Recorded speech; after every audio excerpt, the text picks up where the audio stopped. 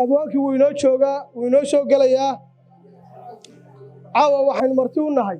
cabdiqani maxamuud xaaji xasan guuleed cm shaal cabdiqani waa nin ku dhashay magaalo Itoobiya iyo Somaliland duleedkeeda ah oo xagga Itoobiya xigto habuure la yiraahdo laakiin waa nin reer Burca cabdiqani dugsigiisii hoose dhexe wuxuu ku qaatay Burco school iftiin la dhaho dugsigiisii sarana cabdiqani wuxuu ka baxay Sheikh Ibrahim Secondary School cabdiqani intaa kadib wuxuu u wareegay Hargeysa jaamacadda Hargeysa ayuu wuxuu ka qaatay diploma studies isla haddana Hargeysa lafteeda jaamacadda ku yaala ayuu wuxuu ka wadaa second degree geology sidoo kale wuxuu la shaqeeyaa ku shaqeeyaa geology-ga iyo arrimaha macdanta sidoo kale cabdiqani waa nin activity badan arrimaha bulshada in badan ka shaqeeyay intaan aqaano cabdiqani waa nin aad iyo aad u karti badan kuna suntan hadal caddaan iyo run cabdiqani waxaan jeclaa inaan maanta iyo idinku aydaan isbaran waayo waa nin reer Burca ah hal abuur ah hal abuurnimadiisuna aad iyo aad iyo aad caawa kama hordhacayna aad nala dhageysan doontaan sidaa awgeed waxaan jecelahay hadda Nusayba Cabdiraxmaan Yuusuf iyo abwaankii hadday dhow yihiin inay soo galaan inaguna si xushmad leh aynu u soo dhaweyno u soo gelino Nusaybi waxay la daadihin doontaa barnaamijka abwaanka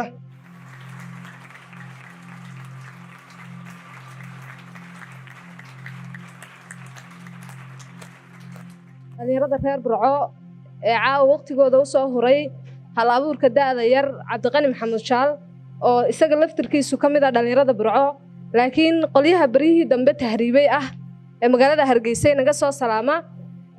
dhammaantiin waxaan idin leeyahay caawaysin wanaagsan bal waxaan doonayaa cabdiqani inuu si sax ah inooga hadlo horta marka horeba xoogaa taariikh ah oo kooban cabdiqani soo dhawow بسم الله الرحمن الرحيم صلى الله وسلم على نبينا محمد وعلى آله وصحبه وسلم أنا هل أبوره هل كأبوره هل حلي سي هل حلي أنت هل يهل اسكشكته هل نمدود هل كهذا الله سبحانه وتعالى أي مهد ما أنت دسقناتي أن برشنا فرحة بدن دليرتا يهوينك هوينك بدن بيسكوتشرا أن مدل بمقام كيس أيان رنتي كسلامية أن مليه وحوي قيمين تلاقو برشين تلاقي أنا جاي تمادو سمعنا قبل وحوي قف أنت أسوق فرنتي قنعن كرايا أما هلا بوركيس وحوي رنتي وقارتي سياحين بل سواء نقول ما هندا قيمة هي كوين بقى سيسان الله يبارك فيكم لما أنتم بقى أن ولا شيء نصيبة وما هتصنت يدنا أن ده مركز يار كيسو قف تاريخ وين لرنتي ميه إن اللي يقوله التاريخ هذا كشيء كان رنتي وسؤال أنا رنكروي يرى رنتي علوسته هاي أما يقع فوين تهاي إن يروح سكدور لبعتين شراء وبانه بشيء سكود حشرة أن سجاشنات كي أنت اللي بدك كنود حيسون كل شيء وحوي أن حتى سوماليلاند إثيوبيا مقالة هبورة أن تاريخ أنت كوين دملي هي دكسي هو صباح كل دكتور حوي أن دكسي هو صدق حي إفتين بريمري سكول دكسي يصير شقران ما كبح حي جامعة دي هؤلاء هيجين هرجيسا ينرتي كفليي أن مركا هؤلاء هدلني يرضى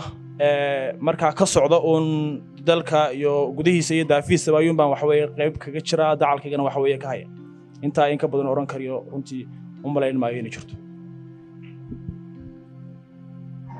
aad buu mahadsan yahay cabdiqani marka ahaan la arko iyo bulshada ku xidhan markaad aragtaa runtii waxa weeyaan laba aad u kala fog barnaamijkan intuu baraha bulshada ku jiray waxaan dareemaynay culayska uu cabdiqani ku leeyahay bulshada uu la nool yahay maanta soo sharaxbaa baan ku wiri waa lagu codeynayaa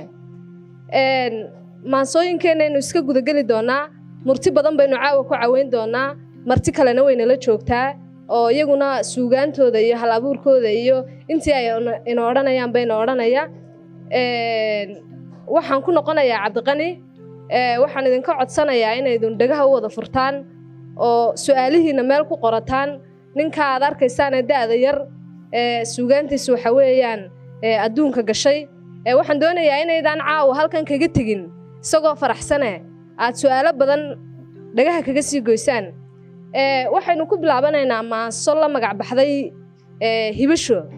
bal maansadaas waxay ka hadlayso iyo taariikhdeeda xilligaad samaysay iyo wixii kugu dhaliyay intaba Cabdiqani بسم الله الرحمن الرحيم صلى الله وسلم على نبينا محمد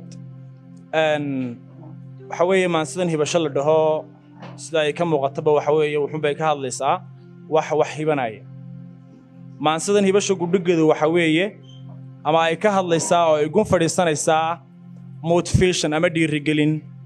هل كانت شبته هراء دقاق أيوم بيرونتي سجوسا وروريسا يوم معنسا وحوي وسيونا عنو قردين كذا دعين كراي gudaha ida ayuu baan insha Allah ka akhrisan doontaan hadaa la ka dhigo wuxuu baa u badan tahay go forward ama never give up weeye waan iska bilaabaya insha Allah hadaa la ka dhigo wixii ku dhex jirana gadaalayeen insha Allah taala dib uga faahfaahin doona hadaan himilo lagu wadin nafta hiigsi lagu rarin ilaan way habaabtaa adduun hibashadiis iyo lama bara hagaagee nafta waa la huriyaa hadda lama sabaaray abidkeed ba hawshiyo huqdaysama ku leedahay inta heegan galiyo amaanada hiraal iyo u yagleel hamuun bilan inta aad hoggaankiyo majaraha u haysay nafta aad hagaysaad dunidaba hal door iyo tahay lama huraan dhaba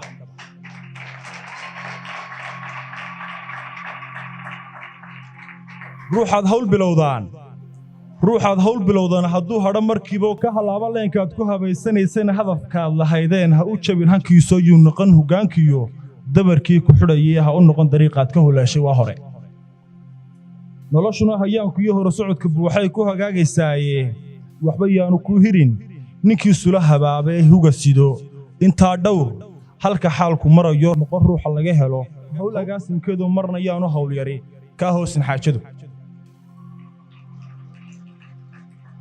inta aad hoggaankiyo majaraha u haysay nafta aad hagaysaa dunidaba hal door iyo tahay lama huraan dhaba intaad adigu naftaada ka adag tahay ee aad hoggaamin karayso inta aan qof kale waxa weeye aanu kula wadaagahaynin waxa adigu aad doonayso inaad samayso nolosha marka aad doonayso inaad waxa weeye wax qabato muhiimaddu waxa weeye in adiga ka soo go'do cidda wax ka soo go'ayaan waa adiga cidda kama dambeynta ay wax ka fuliyaan waa adiga yaanu jirin boos u dhaxeeya adiga iyo hedaada saaxiib baad yeelan kartaa hooyo iyo walaal runtii ku jecel oo kula taliya baad leedahay badde yaana yeelan kari waayin way kula talinayaan waxaad helaysaa intaasoo kunoo talo oo bulshadaadu ku siiso ha noqonin qofka keliya ee qaata talada koobaad haddaan anigoo saaxiibkaayo kula taliyo muhiim ah inaad taladeeda qaadata laakiin waxa muhiim ah inaad waxa weeye isu geyso 9 kun oo saaxiib oo aad leedahay talooyinkooda dabeedna aad la fagurto isu geyso ta ugu wanaagsan markaa saaxiibkaaga kugu dhawaad kula noqoto markaa aad waxa weeye ku meel marto taasaad meel ku gaaraysaa laakiin talada koobaad waa lagu jawaabaan qabaayo waxa weeye wax la isu geegeeyo haday suurtagal tahay oo waxa weeye la faguro un baa wax lagu noqdaa inta aad hoggaankiyo majaraha u haysay nafta aad hagaysaa dunidaba hal door iyo tahay lama huraan dhaba dadka ruuxa hayntiyo ka horeeya jeebkana ku xaq dhowr halkiisoo ha ahaanin ruuxu ku adeegto hawsho sharaftaada ha u dilin hal mar shilinku soo gala dad fara badan baa jira oo waxa weeye dad fara badan baa jira waxa weeye mid ama labo ummadda ay asxaabta yihiin kamida ku xaq dhowra ama uga dambeeya haynta jeebkiisu kulleba adiga meel ku geyn mayso laakiin adiga waxa kulleba meel ku geynaya waxa adigu waxa weeye aad kasbato ama aad ummaddaada iyo bulshadaada ka kasbato xaragada hugaaguna yuu noqon habaasko maradaadu heeriyay ahaanin koore dadka hogo tusaaliyo oo haw hursigoodo yuu magna ka galin shaygaad hubin karaysee waasiyaano kula hadhin adoo heli kara waxaad hubin karayso ood ka gungaari karayso oo aad awoodi karayso adoon cidna weydiinin inaad ka gungaadho ha noqon ama yaanay noqon waxaasi qof aad cid u daba fadhiisato inta aad hoggaankiyo majaraha u haysay nafta aad hagaysaa dunidaba halbeeg iyo tahay lama huraan dhaba maasadu way gaabantay runtii waxaan jeclahay inaan dib idinku celiyo Nusayba Cabdiraxmaan Yuusuf. aad baad u mahadsan tahay runtii dhiirigelin cajiiba ayay ahayd oo qof kastaaba ku tamarin karo.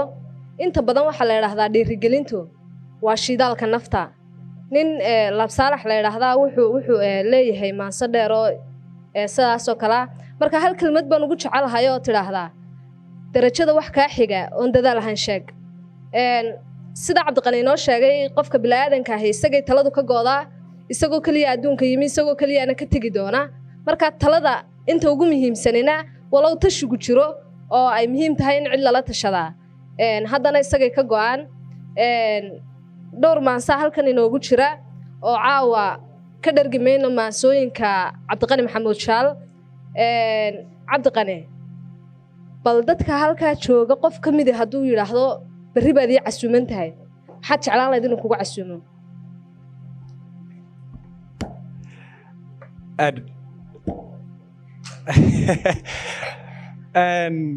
waxa weeye u malayn maayo dee waxa weeyaan nasibo su'aasha laftirkii waa weydiin lahaa inay sideeda uga jawaabi lahayd laakiin su'aashaasi runtii way adag tahay laakiin horta Nusaybay adduunyadan la joogo dee maaha waxyaalaha ugu liitay qof aad uga marti noqoto waxaa ka mid ah soorta moogtahay kulliba sooriguma casuumin qofkaas. waxaa jirta waxaanu jecelahay markaan dhalinyarada nahay inaanu dibadda u baxno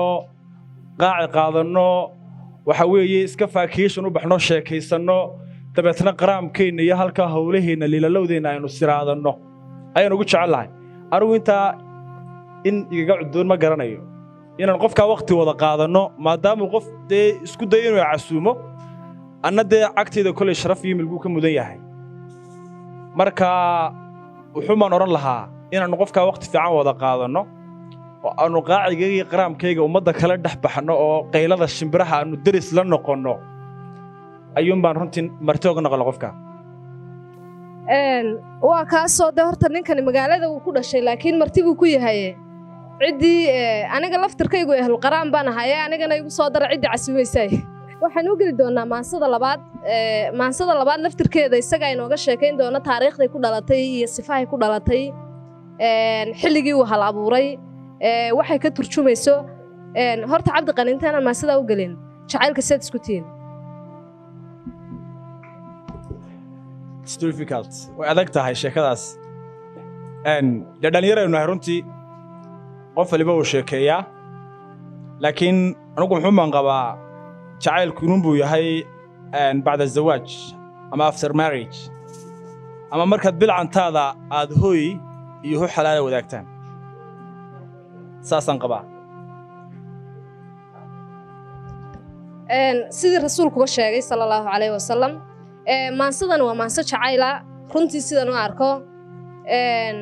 waxaa la yidhaahdaa qudhiyo ruuxdan jeclaa ma qudhaada mise waa qudh kale? qudhiyo ruuxdan jeclaa waxa weeye maanso aan oran karo waxay ku dhalatay qiso ama arrin markaa naadir ahaa ama qariib ku ahaa qofka ay ku dhacday noloshiisa. hadda ka hor nimaan wada shaqayno oo aanu buuraha ku wada jiri jiray goodir ood la dhaho ama silsiladda gulis ayaanu maalin safar wada gallay. dadka asxaabtaayna haddii aanay balwad lahayn waxa weeye waqtigooda isku dhaafiyaan way sheekaystaanoo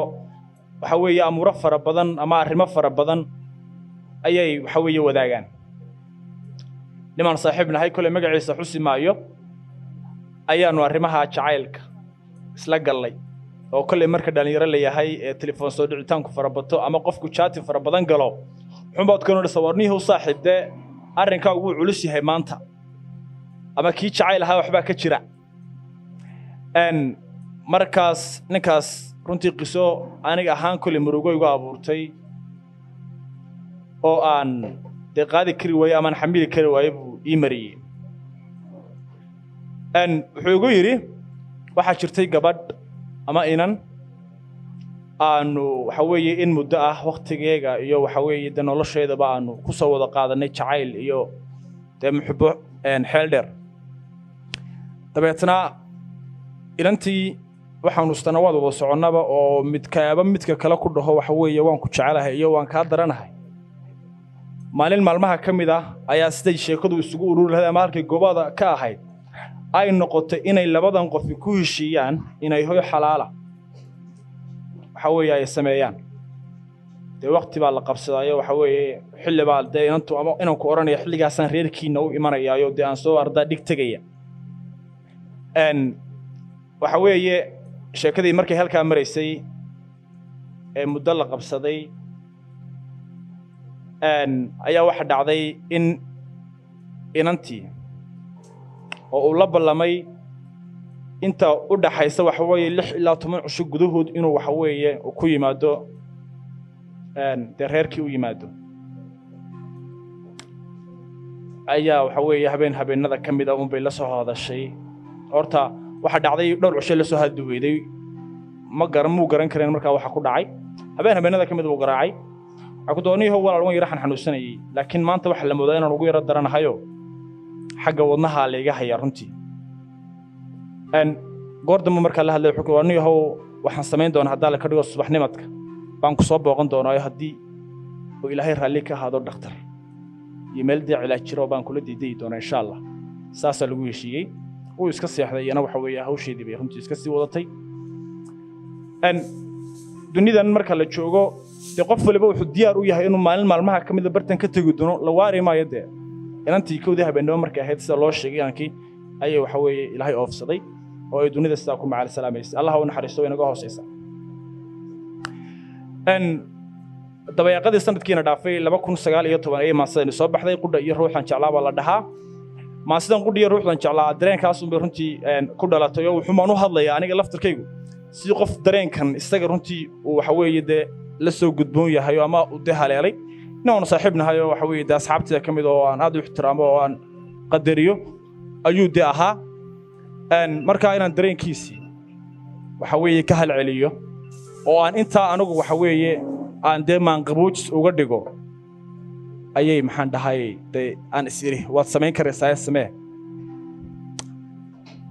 waxay ku bilowmaysaa maasadani haddaan qodax xabaashii qabrigay ku aasnayd qudhiyo ruuxdan jeclaa qareen u ahaan karaayo miyaan ku qaboobi lahaa amase ka qaraari lahaa marnaba quruxdii seegtay qalbiga holcayay hugmaaya qandhadu haysee dhaxmooday qamuuye intaa la taagan ha yeeshe aan qiraynin qorraxda dhacday ee dahsoontay inay dib u soo qasoobi mar kale qirayee arkaaya qoftii la kafmay hortiisa marada lagu qeyday laaban mar ma awoodo inuu waxa weeye naftiisa runta u sheego marse run buu isu sheegaya wuxuu leeyahay war qoftan already waa ilaahay baa oofsaday oo de waad arkaysay in waxa weeye de maracad lagu laabay qof dunidan maracad lagaga laabay inaanu soo noqon doonin everybody knows qof kasta uu garanayo inakaas qoftii la kafmay hortiisa marada lagu qeyday laaban qandhiyo murugtay abuurtay ushiicuu dheertay muuq leh wardana ka qancay hadraaya qafiif u ahaaday ruuxda qalfaf ka ahaatay koonkan markaan wada qiri karaynay nolosha qaybaha dambeeya qormana wada dhisi karaynay rabbaan qadarkeeda joojin inaan wada qoys ahaano nolosha wada qaybsanaya intaan isqiyaasahaynay haddaan wada qaadan layn waqtiyo wacanoo qormaya ubadna wada qooran layn xasuus qoraloo i haysa ayaa iga qaadhi layd haddeer yar qaboobi layd markaan wada noolayn haddaan waqtigaygii ka faa'iidaysan lahayn dee mawlahaan qorinbe waxa weeye maanta xasuus qoraloo i haysa ayaa iga qaadhi layd haddeer yar qaboobi layd intii qosashee farxaysa intii murug qoomamaysa intii quus uun ka taagan nolosha qaybtii kabaysay ayaa qirayo fahmaya xumaddu qoraday agtayda qiyaasli ay ka leeday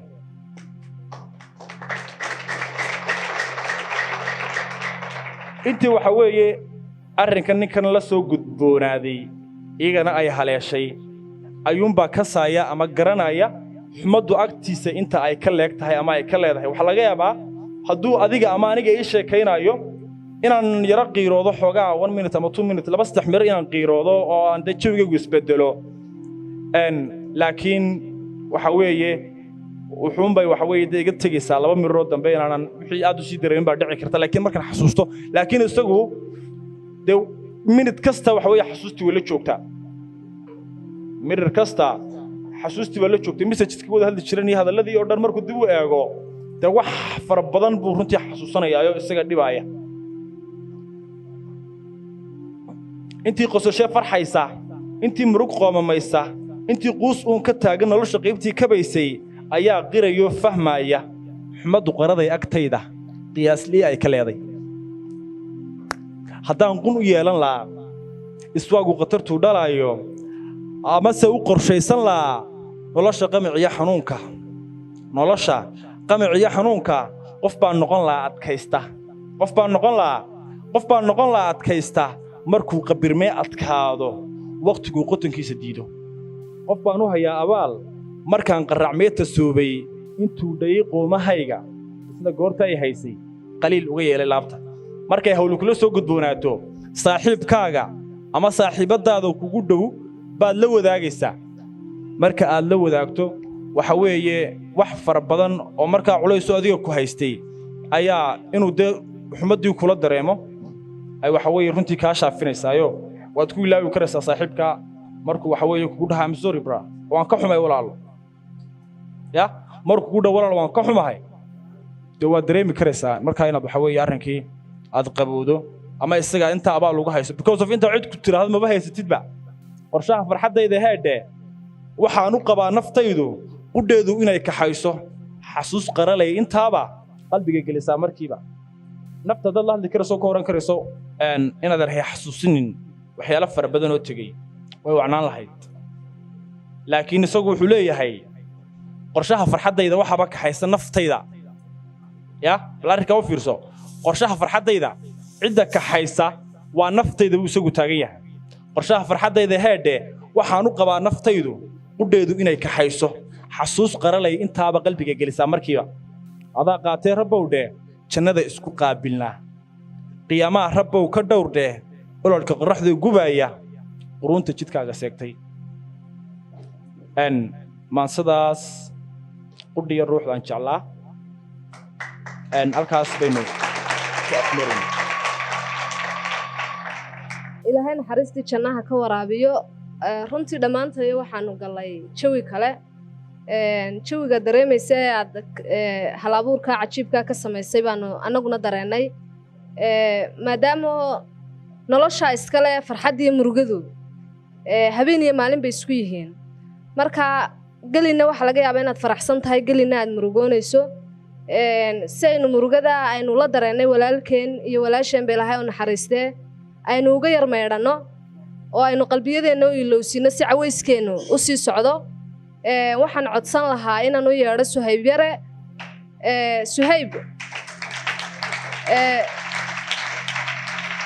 Suhayb yare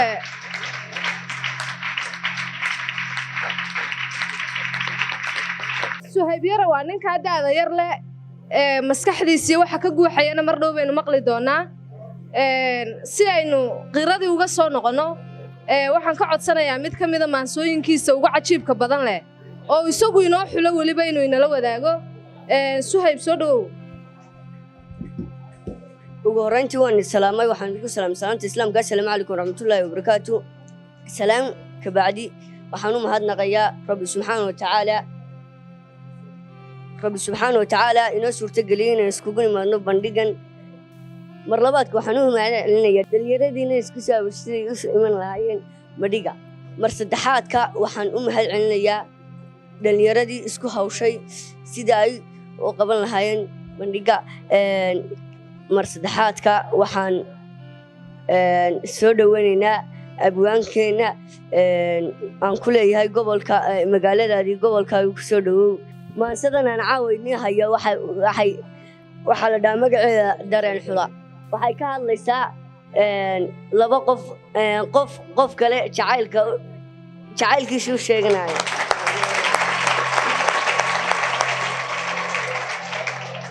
waxba yaana idiga soo hordhicin maansada waxay ku bilaabmaysaa inan yahay dartaa baan maansada u dirayaa dareen igu dhex nool baan caawa daafurayaa adaa dega qalbiga iyo dacallada jidhkayga adigaa damiirka iyo dubaaqayga maamula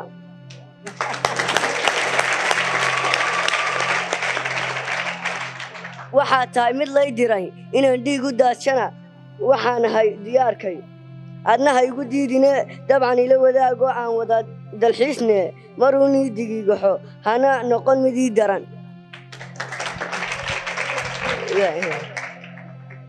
dawlad dhowrsan baa tahay dayax nuurayaa tahay darruu curatay baa tahay deeqlay qoraa tahay daawadaydii baa tahay dumarkuba intuu yahay taan ka doorbidaa tahay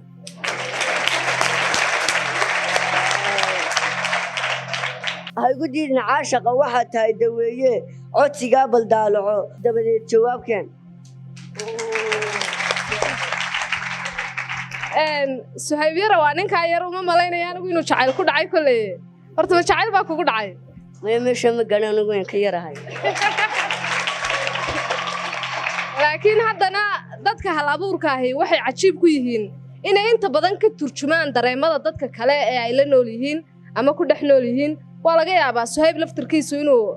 maansadan ka curiyey dareen ka mida dareennada asxaabtiisa haa miyaa ii jirtaa maanso kale aad doonaysid inaad noogu dartaa maya intaasun baan waad mahadsan tahay aada loogu sacabiyo ninkaa da'da yar leh waxaynu ku noqonaynaa abwaankaynu caawa martida u ahayn cabdi qani kalarrada horta kalarkeeda ku jecesha intaan xidhanahay intaan xidhanahay wuu yidhi markaa madow iyo aniga laftirkaygu kalarradaadu ma kala aqaanee waxaan ku xigsiisanaynaa maanso la yidhaahdo wacyi maansadaasi waxay ka hadlayso sifahay ku dhalatay taariikhday dhalatay intaaba waxay isu keen raacin doonaa cabdiqani soo dhowo mar kale maansadan waxa weeye wacyi iyadana sida tii hore unbay ku fadhidaa waxa weeye qiso ma waxa weeye amuur ama arrin bulshada dhexdeeda ka jirown maansada la dhaho wacyi wuxuunbay ka hadlaysaa qof aan helin wax badan oo khayrkii waxa weeye uu helay wacyi waxay sheegaysaa amase ay ka hadlaysaa wax badan oo waxa weeye bulshada dhexdeeda ka jira sidan haddeerba soo marray dadku marka ay ku jiraan xaaladda haasaawaha ama marka ay ku jiraan marxaladda guurkaba waxaa jiray safgaranwaa fara badan oo ku kala dhex dhaca hooyooyinka iyo aabbaha waxaa jira dad fara badan oo aan nasiib u yeelan inay ku soo koraan ama ay arkaan waxa weeye hooyadood iyo aabbahood oo waxa weeye dee hooyo iyo aabbo hal mar ku wada leh nin aan saaxiib nahay baa waxa weeye isku kalaas baannu ahayn muddana waxa weeye waxaannu ahayn dee dad runtii raas iyo rugba waxa weeye wadaaga in badan baannu ninkaas waraysannay ninkaas wuxuu ahaa dadka inta ugu badan bulshadiisa inta ugu badan ka cadcad ama waxa weeye ka dhex muuqda ninkaas muddada aanu saaxiibka ahayn wuxuun baan u haystay inuu ninkani waxa weeye dee noloshiisan quruxda badan leh ay la qaabeeyeen waalidkii balse wuxuunbuu iga warramay in waxa weeye isagu waxan oo horumar ah isagu uu kasbaday wuxuunbuu ii sheegay markaa isagoo markaa waxba inay waalidkii keligii dhaleen isagoo aan waxba barbaarin aan saanu u weynaan hooyadii iyo aabbihii waxa weeye ama isagoo calooshiba ku jira ay kala tageen oo waxa weeye nolosha ku kala huleeleen markaa maasoo la dhaho wacyi ayaa xilligaa uu iga sheekeeyey mudda u dhaxaysay sheekadaas iyo inta waxa weeye maasadan waxa weeye ay curatay maasadan 2016 bay curatay isaguna 2014 ayuu waxa weeye sheekadaa uu ila wadaagay wacyi baa la dhahaa isagii oo toos ila hadlaaya ereyadu isagu yiri baan sugaan ahaan waxa weeye u rogayo oo sidii waxa weeye isagu iila hadlay si leeg ayaan waxa weeye isku dayay inaan dareen ahaan bulshada ula wadaago inta isaga uu helay in leeg baa waxa weeye bulshadana haysato oo waxa weeye ay la nool yihiin ama ay og yihiin waxay oranaysaa waxba dhaayahaagani muuqayga dhararkiyo ereygayga dhumucda la intay dhugashay eegaan dheegag ay ku raagineen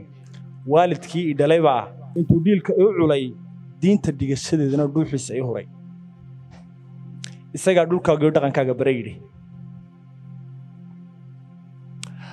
anna dhiirigelintii wacyigii dhalaanimo naftaan dhaaya furashiye dhaba uga dhigayo maan dhuminin weedhii waalidkay dharaar hore xeel dheeri ii faray waayo waalidka markuu kula hadlayaba uu kula talinayo afka kala talin maayo laakiin beerka iyo wadnaha ayuu kala hadlaya ama qalbiga ayuu kala hadlaya ilaa wiilkiisii baa tahay ama gabadhiisii baa tahay sidad meel u gaadho oo uu berri toolay uga nasan karaayo rafaadkii iyo dhibtii uu kula soo maray hadday tahay waxa weeye inuu calooshiisa kugu sido hadday tahay biilinkii ama intuu noloshaada waxa weeye dee tuurta ku siday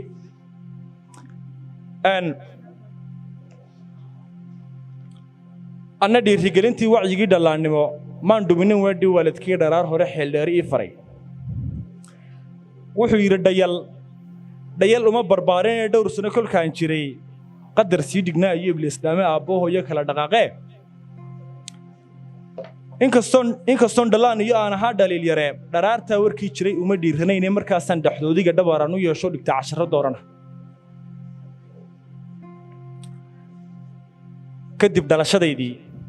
kadib dhalashadaydii daayahaygu weligood may dhuganin aabbiyo hooyadood dharaar qura waa arrin xanuun badan marka si loo eego haddaan aniga iyo in fara badan oo inaga midaba ay ka soo toosaan guri hooyadii iyo aabbihii ay wada joogaan oo uu maqlaayo hooyadii iyo aabbihii kula xabiibi eedhe dad badan baa jira oo waxa weeye iyagu kelmaddaa daayay aan maqal iyagoo wada jira ama wada soco inkastoon dhalaan iyo aan ahaa dhaliil yare dharaartaa warkii jiray uma dhiiranayne markaasaan dhexdoodiga dhabaaraan u yeesho dhigta casharo doorana dhayal uma barbaarinee dhowr sano kolkaan jiray qadar sii dhignaa iyo ibliislaame aabbahooyo kala dhaqaaqee inkastoon dhalaan iyo aan ahaa dhaliil yare dharaartaa warkii jiray uma dhiiranayne markaasaan dhexdoodiga dhabaaraan u yeesho dhigta casharo doorana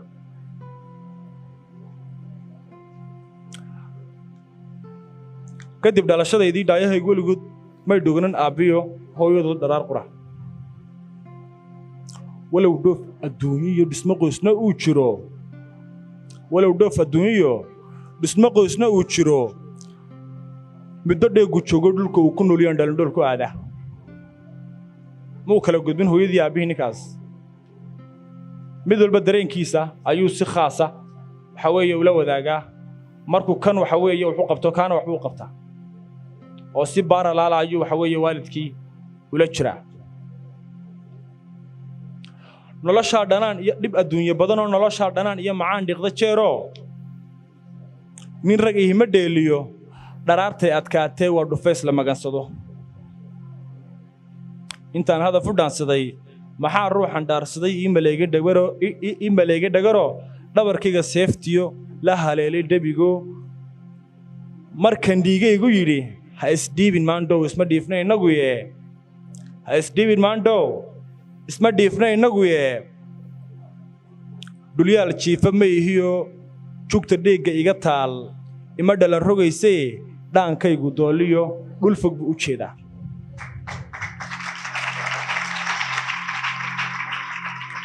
dhulyaal jiifa ma ihiyo jugta dheegga iga taal ima dhalan rogayso dhaankaygu dooliyo dhul fog buu u jeedaa dadka dhaawacaygiyo mar tirsada dhibkaygana waxaan dhaafsan karayaa inta dheeligaygiyo intayda dheeligu dhamacuu ku yahay ee dhacdiidkayga diidsada dhammays maaha dunidiiyo ruux dhaliilahaagiyo dheeligaaga diidsada yuu ku dhaafin weligaa dhammays maaha dunidiie ruux dhaliilahaagiyo dhacdiidkaaga diidsada yuu ku dhaafin weligaa qofkaa saaxiibka tihiin hadduu wanaaggaaga iyo wacnaantaada jecel yahay dee inaad ilaashato ayuu waxa weeye xaq kugu leeyahay runtii suugaan aad u qiimo badan buu inala wadaagay haddii aad qiimeynayseen horta aniga laftirkaygu hal abuuran ma yihi laakiin suugaanyahan baan ahayoo gabayo badan baan leeyahay gabayada laakiin waan xada rag badan oo caawa halkan joogaan ka xaday oo cali dhanaane ka mid yahay markaa kolay suugaantayda aniga laftirkayga mar baad ii qaban doontaa soo maha bandhig tan xaday dee ilaanu malihii maryam xurmaan ka xaday cali dhanaaniyaan ka xaday dad badan baan ka xaday marka anigu hal abuur horta iska xada waxaan ahay suugaanta oo labada abwaan baa doon u salaamayaa cali maxamed ibraahim cali dhanaaniye iyo waxa weeye maryam xurmo iyo dhammaan hal abuurka halkan joogaba milgahoodii qiimahoodan aad ugu salaamaya haddii aynu badihii suugaanta caawa dhex mushaaxayno kolay waa waajib inaynu xusno qaar ka mida astaamihii murtida soomaaliyeed weliba gobolku gaarka u lahaa soo maaha maxamed ibraahim warsame hadraawi ayaa maansooyinkiisa waxaa ka mid ah gabay uu hablaha geeska afrika kula hadlayo tidhaahdaa hablo weerar geli karaa hablo talada goyn karaa garta madal ka niqi karaa garashada iskaga mida quruxdana ka wada goba geyigeenna mooye gees kale ma joogaan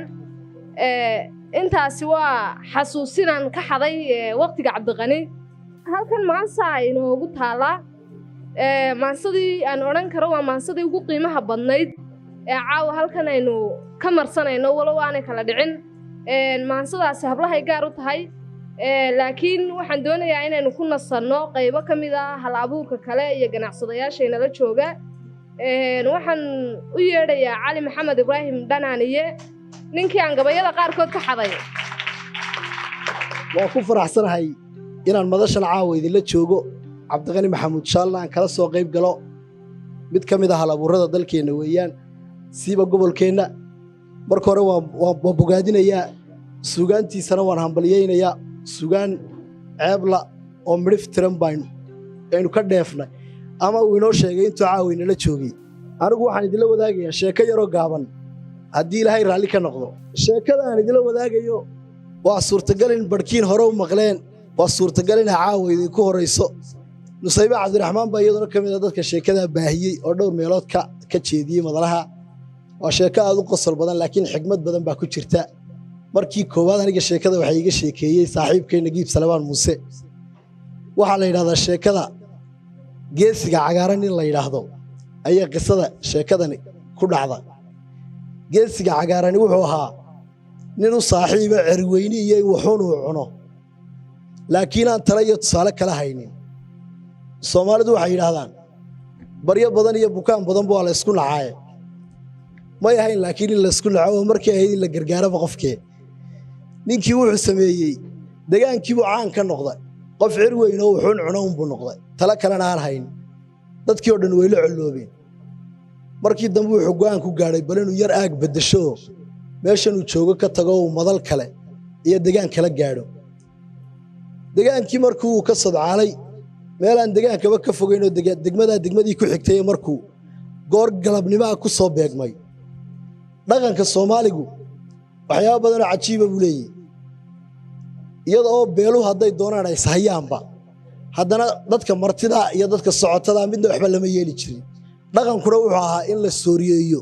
oo si qurux badan oo gobonnimo leh loo sooriyeeyey ninkii waa la soo dhoweeyey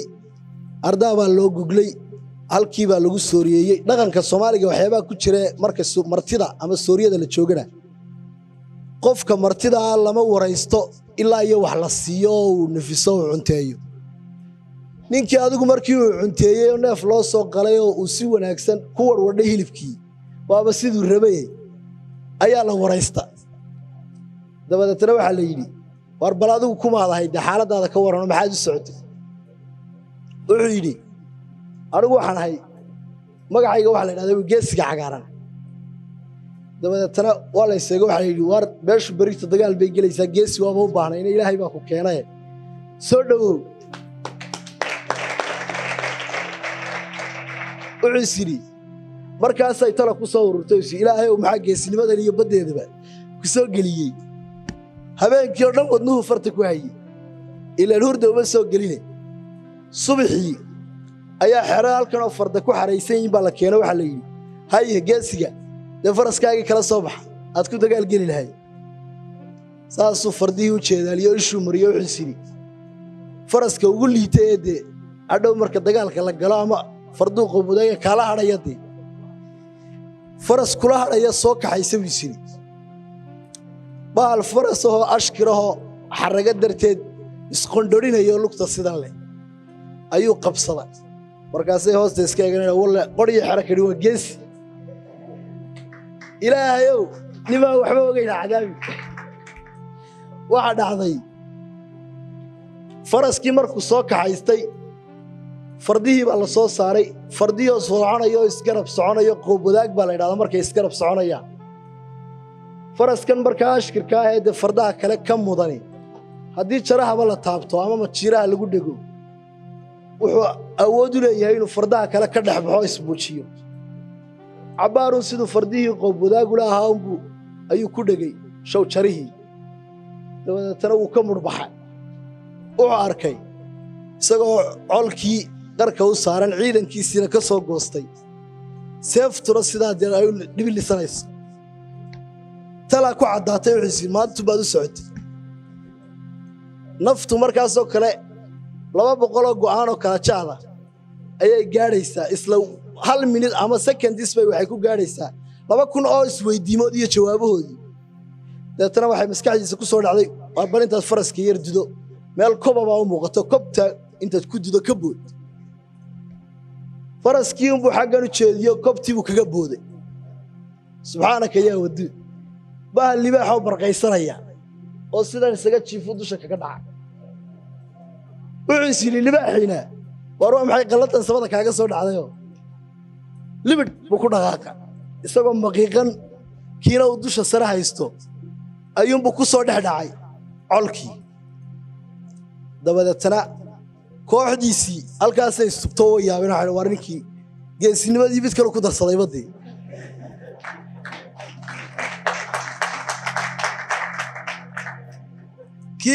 kiyo libaaxiyo maqiiqan dhaga haysta ayaa colkii lagu duulayeyna waxay yidhahdeen waryaahe oo sheekadu fardaynu isku ogaanashow libaaxyaa la soo kaxaystayba colkiina ooday jebiyeen oo way yaaceen markii uu qaar fardii ka dhaceen ee qaar fardii isla rogeen ee la isla basay oo arradii siiga ka kacday kooxdiisiina sacab bay tumata oo halkan bay taagantahay dabeetana mar qurun buu sarkay mar inuu gool wanaagsan dhaliyeydii intuu libaaxii ka booday uu boodhka iska tuma markaasuu yidhi marka horena farda siifuulkayga marka dambena libaaxiyo soofuulkayga oo ged laygu yaqaano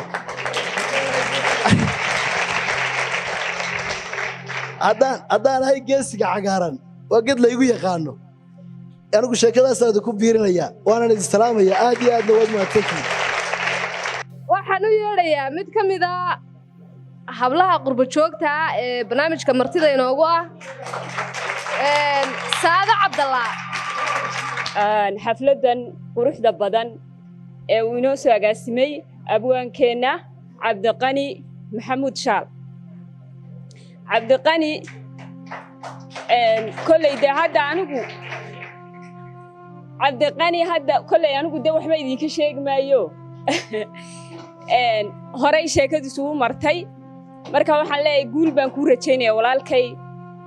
dhallinyarada reer burcana aad baan u salaamayaa ee quruxda badan le caawa halkaa isugu yimi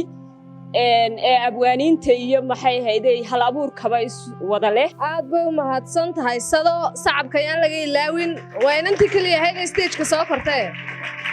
haddii lagu yidhaahdo caawa maamulka somalilan qayb muhiima ka qabo si aad wax u beddesho qaybteebaad qaban lahayd maxaad dooran lahayd dee kolley wuxuu baan odhan lahaa wasaaradda arrimaha dibadda inaan safiir u nahaado oo malaa waad garanaysaa soo maa dadkoo dhan baa dhoofka jecel oo wasaaradda arrimaha dibadda iyo tamaaliyadda aad baa loo jecel yahay laakiin arrinkaa wax ka beddel baanu ka odhan lahayn runtii burco marka la soo qaado dee waxaa lagu xasuustaa hal abuur waxaa lagu xasuustaa innovation waxaa lagu xasuustaa wax badan oo soomaalida dhex socota inay hormuud ka tahay taasina waa mid astaan burco soo jireen ahayd oo tan iyo waagii dee soomaalidu jirtay uun la soo jaan qaaday waan iska soo gebagabaysan doonaa waqtigoo ina haya iyo hoolkoo inagu kulul dartii waxaan u yeedhayaa maamulaha shirkadda Dhaweeye ee gobolka Togdheer Xamse waxaan leeyahay Xamse soo dhow ugu horreyn waxaan salaamayaa heegiya haliyeyba inta howlkan ku sugan caawa soo maamustay walaalkeen Cabdiqani gaar waxaan u salaamayaa caruuska xafladda iyo Nusayo Cabdiraxmaan maansadani kollayba hablahay gaar u tahay kalmadda haween la yiraahdo ama gabadh la yiraahdo kollay macna aad u culus bay xambaarsan tahay marka laga hadlayo suugaanta ama Soomaaliga gabadh kalmadda la yiraahdaa waa kabadh dunida inay tahay qayb kamid ah dunida marka laba laga dhigo kalmaddu asal ahaan waxay ka timi gabadh ama kabadh marka laba laga dhigo dunida inay qayb dumarka tahay qaybina intii kale laakiin mar bariyahan waxaan u malaynayaa aad baa laynoo yeelkeeda waxba odhan maaye waxaan ku soo dhaweynayaa Cabdiqani maansadani siday ku dhalatay taariikhday dhalatay sifahay ku dhalatay iyo maansada laftirkeedaba inaad noo guda gasho bismillaahir rahmaanir rahiim maansadan magaceeda waxa la dhahaa hablaheena hablaha ama haweenka Soomaaliyeed waxaan qabaa inta haween ama dumar koonka joogta inay yihiin kuwa ugu milgaha iyo qiimaha roon leh garan maayo maama adduunka kurkeeda saaran ninkasta maama oo dhan cajiib ay tahay maama Soomaaliyeed maama ka qiimo badan in aanay jirin baan qabaa anigu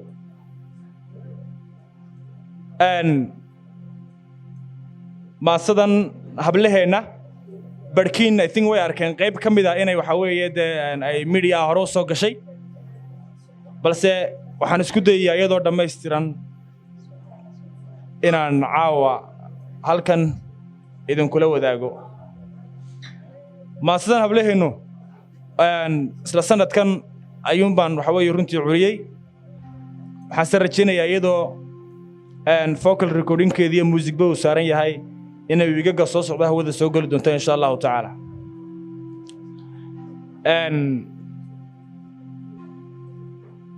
ma garanayo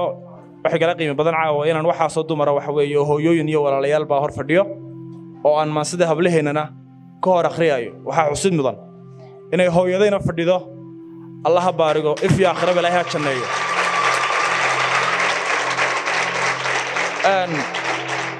sidoo kale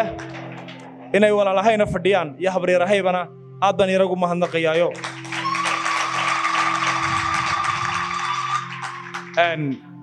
farxadda baa ila bajibaaran markay sidaas oo kala tahay haddaan isdhaho maantaba ka sheekay qiimaha hablaha ama haweenku leeyahay ma waxa weeye ma sugi karaayo ama waxaan ku qiimeeyo ama ku qiyaaso ma keeni karaayo maadsadan iska guda gelaynaa munaasabada oo iska kulul iyo waxa weeye waqtiga oo isguraaya waxay ku bilowmaysaa soo wada haldoor iyo haliyanaga ma ay dhigin gura aan ku hoyniyo soo hoy kamaan dhigan marna hadalla baas iyo soo ceeb umaan hurin hablaheena sharafta leh nacas halisku noqon iyadoo hadhiyo waa inoo helanoo ledin maxayn hooyo ilintiyo naxdin uga horseedna kufsiga iyo halgaadaba ma gayaan haweenkuye hablaha dhowra weligood waa halbeega nolosha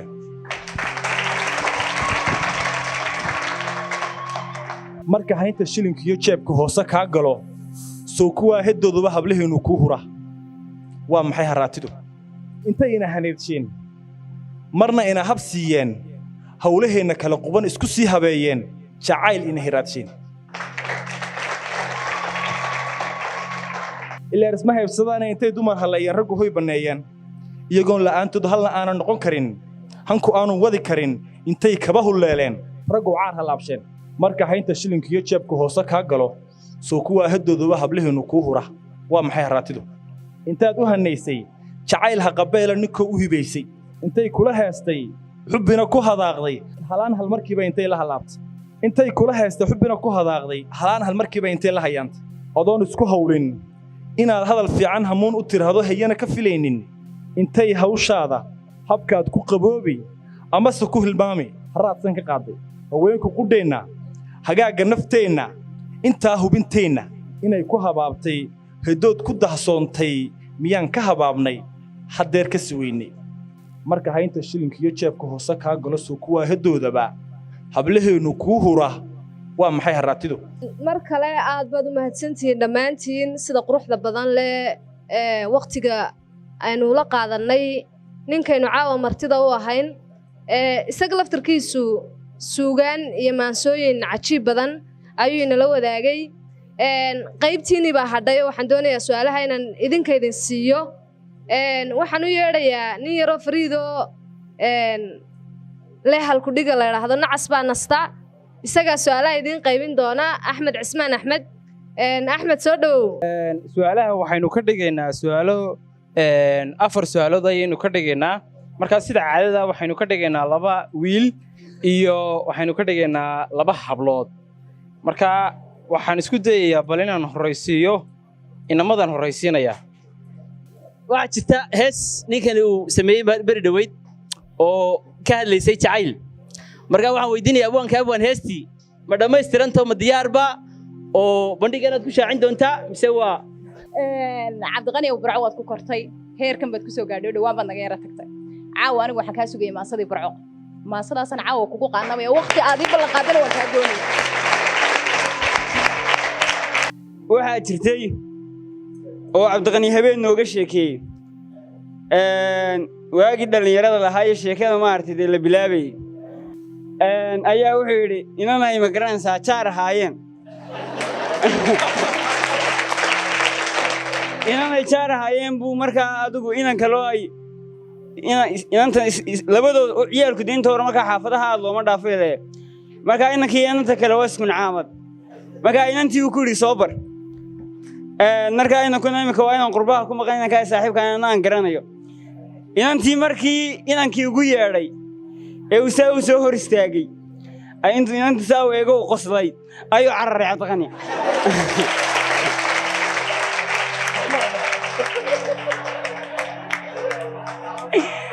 marka cabdiqani waxaa kolley habeenkaa maase uu beriga ka sameeyey oo maasooyinkiisii dee carruurnimadii ah ayaa waxaan doonayay caawa maasada inooga sheekeeyey wuxuu maasada qisadeedaba qofka hal-abuurka ahi xillimo ayuu qaadan karaa magaca abwaannimo ama darajadeeba ku gaadha abwaannimo cabdiqani marka abwaan la sheeganayo ama suugaanta laga hadlayo dhaqan baynu lahayn oo aynu lahayn in dhaqankii suugaanta matalayay inuu yimaado cabdiqani caawa isagoo inuu aroos jooga la moodo uu suuri noo soo xidha maxaa kuu diida dhaqankeenna inaad noola timaado su-aashan weydiinaya waxa weeye cabdiqani ahaan adigu cabdiqani naftaada maxaad ku jeceshahay yacni waxaa jira qof kastaaba inuu naftiisa ay jirto wuxuu uu ku doorto ama uu ku jecel yahay codsigan kaa dalbanaya waxa weeye horta marka hore inaad istaagto maamadii cabdiqani baa halkan joogta waxaan rabaa inuu madaxa ka soo dhunkado cabdiqani baan ku soo dhaweynayaa suu su'aalaha inooga jawaabo dabadeedna waan soo gabagabaysanaynaa madasha haddii eebba xukmo ilaahay hooyaday jannada ha geeyo inaan mar walba madaxa ka dhunkado way iga mudan tahay oo waayo dee noloshayda oo dhan bay tuurta ku sidaa asmana waad ku mahadsantahay baan runtii leeyahay su-aashaaduna wallahi iga ilmaysiisay bilaahi talaahay ninkaas wuxuu igu yidhi buu igu yidhi jacayl oo soo socota I think xoogaa nuxnux buu hayay baan u malaynayaa koleyba waxaa jira alban de heeso hoo dhowaan soo bixi doona insha allahu tacaala oo fanaaniinteena ama xidigaheenna yaanan xidigaha koox baa la dhahay dee fanaaniinta ama ugu cadcadaday runtii qaar ka mid ah waxa weeye qaadi doonaan heestaa uu sheegayana heesahaas uunbay runtii ka mid tahay ninka waxa weeye cabdixaliim halkaasaan ku dhaafaya waxa weeye su-aashiisa habarartay hibaaq cali ismaaciil baa waxay gudisay hibaaq cali garle aabbihii da magaalada magac weyn kule runtii magaaladan wax weyn gashaday ilaahay waxa weeye miisaanka xasanaadka ku daro cali ismaaciil baaruud oo awowgaya allah hadda ay ubad fiican oo runtii furfurcoon oo wanaagsan oo dad iyo dalba ka dhex muuqda runtii waxa weeye inugu beeriyey odaygaasi maansadii burco dee maansa runtii aad u culus unbay noqonaysaa maansadaas way jirtaa balse caawa waa la igu leeyahay dad seeda igu leedahayna waa kusoo tagsgaraynaya maansadaasi madashan waxa weeye ka sii weyn baan u rajaynayaa insha allahu tacaala inay ka mid noqoto maasooyinka markaa nasiibka u yeesha inay waxa weeye bartaa lagu iba furo barnaamijkana maaha barnaamij bartaa ku ekaan doona insha allahu tacaala wuxuu noqon doonaa barnaamij ku baaha dhammaan waxa weeye dalkeenna iban hargeysa boorama cerigaabo lascaanood gobollada insha allahu tacaala inaan 3 bilood ama 2 bilood mar gobol waxa weeye aan u guuro insha allahu tacaala aniga iyo asxaabteedu waan rajaynaya gudoomiye shacraawi waa hawl badan yahay su-aashaasi se maaha su-aal isaga ka timiyo waa la soo maalgeliyey kolle halkaa faad cabdilla cawud baa fadhiyo waxaan u malaynayaa isagay su-aashaas ka timi ibraahim xagar iyo xamse aar iyo cali dharaan iyo rag aad u hawl badan ayaa meesha fadhiya su-aashaasna waa su-aal la soo maalgeliyo maskaxo badan baa runtii isugu tegayo dee idinkuba sawirta oo marka adigoo yaroo dhallinyara aad inan kaa weyn afka la gasho ee adoo isla way ku diidaysaa ay kuu timaaddo ee meelaad ka bilowda garan weyda dacarar maxaa dhaama yaa adigoo aan isba lahayn waxa weeye waa lagaa sheeko gurayaa haddii waxa weeye gabadh weynu kuu soo istaagto dee waad ilaawaysaa hadalkaad wadaydee waanad ka cararaysaa dee kelmadda abwaan bayna ii sharax horta kelmadda abwaan ee bartan lagu qoray aniga way iga weyn tahayoo ma ihi qof la odhan karo abwaan laba macno yeelataa qofku markuu in badan suugaanyahan yahay ee taariikhda suugaanta waxa weeye uu ku dhex milmo dee heerka uu gaadhay maxamed ibraahim warsame hadraawi ilaahay maskaxda iyo maankaba waxa weeye ha u daayee dee heerkaasunbaa la odhan karaa inan yaroo dhowray 20 jir oo imikoon dunida macaankeeda carabka saaray haddii la dhaho abwaanna runtii way yaro culus tahay kelmaddaasna way ugu culus tahay oo marka lagu dhaho abwaan beerkaan ka naxaayo dee ma qaadan karaayo kelmaddaas hal abuur iyo wixii la mid ah way yaro fududahay oo ay ka khafiifsan tahay mid kalaa jirta waxaanu kala qaadaynaa kelmadda ab iyo waan abaan waxaa la odhan karaa qof 3 qarni warkood haya 3 qarni qof warkood haya qarniga hore aabbii buu ka soo gaadhay oo sheeku ku haya qarnina isagaa madaxa ka gooyay oo 80aad iyo 90aad buu joogaa qarniga dambana qof wax bartay weeyaan oo wixii waxa weeye dee saadaal fiican buu ka haystaa saadaal fiican buu ka haystaa iyo halkaa waxay ka soo gelaysaa qeybka cidina ma ogaan ilaahay ahayn laakiin waa qof 3 qarni uuna qarni dambe qarnigu joogay qarni ka horreeyey oo waayo waayeelku wuxuu og yahay waxa berri dhici doona sheekadu maanta halkay marayso halkay uga gudbi buu waayeelku garan karaa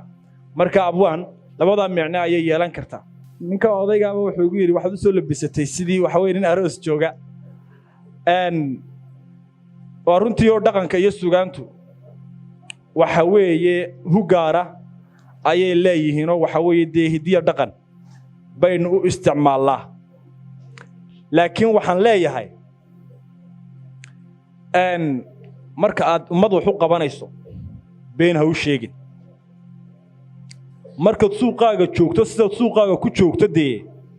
ummadda ku hor kaalayo anugu wuxuun baan isiri cabdiqaniga suuqa markuu joogo siduu yahay isagoo ah kaalayo suuqa markaad joogto sida saaxiibadaa kugu arkaan ugu imo dee laakiin haddaan go'shaaloo dheer iyo waxa weeye cumaamad ama waxa weeye dee hidiya dhaqankii soo xidho quruxda badnaa dee been baan idiin sheego labiskaan iyo kuma labista dee inkastoo magaca shaal laygu yeedho alla haddaaya aabbahay uu iska leeyahay magaca shaal laakiin waxa weeye hidiya dhaqanka markaan suuqa joogno dee ma xidhannima markaan madalaha qabanayno ayaynu dee ummadda u soo xidhannaa labis hadda markaan meesha ka baxaan suuqiga ku tegi karayaan dee xidhanaya oo dee markaan suuqa joogaba dee intidan iyo ila midun baan xidhanahay ma odhan karo waan isku jecelahay laakiin always waxaan isku dayaa ama badanaaba waxaan isku dayaa inaan dadka ula dhaqmo sida ugu habboon saaxiibka inaan u ilaaliyo sida ugu habboon badanaana waxaan isticmaalaa kelmadda ah mahadsanid iyo iga raalli noqo intaa wuxuun baan ku darsadaa inaan isku dayo inaan naftayda kalsooni waxa weeye ku qabo oo barnaamijkan 2017 qabtay walow aanu si wacan u baahin baa waxaan ugu magac daray kor u qaad kalsoonidaada qofnimo kartidu waa lama huraan ee kalsooni baa lagu meel maraa haddii aad naftaada ku kalsoonaan weydo waxba inaanay jirahaynin baan filayaa marka wuxuu baan Cabdiqani kaga dayan lahaa inuu dadkana si wanaagsan isku dayo walow aanu ula dhaqmin bada mala warama haye ninka Cabdiqani la dhahay waxaan kaga dayan lahaa bal inuu asxaabtiisana si wanaagsan ula dhaqmo ixtiraam badanna waxa weeye muujiyo